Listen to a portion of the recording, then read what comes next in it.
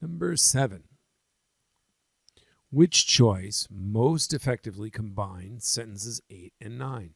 Okay, let's go up and take a look at sentences 8 and 9. Okay, this is in the paragraph that's about the disbelief of the veracity of the radio broadcast claims. Okay, so 8 says, in the article, 2 professors of communication studies suggest that the newspaper industry sought to discredit the emerging technology of radio, which is cutting into newspaper profits.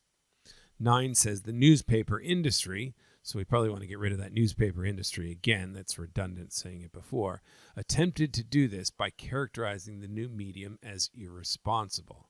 Okay, so I think this is extra information of how the newspaper industry tried to discredit the radio, which, by the way, they explain the reason they would do that is because it was cutting into newspaper profits. So let's see if we can find a sentence or combination that kind of captures that right idea and connection. So A, in the article, 2 professors of communication studies suggest the newspaper industry sought to discredit the emerging technology of radio, which was cutting into newspaper profits, which is what the newspaper industry attempted to do when it portrayed this. But holy cow, I don't even need to finish that. That's so wordy. That's not going to be the right answer. Okay. B, in the article, 2 professors of communication studies suggest that the newspaper industry sought to discredit the emerging technology of radio, which is cutting in newspapers' profits, by which the newspaper industry portrayed this by characterizing, whoa, again, too wordy. Why do I need to say by which and by characterizing? This is, and I'm saying the medium is irresponsible. No, this is way too wordy, way too long. It is not going to be the concise answer.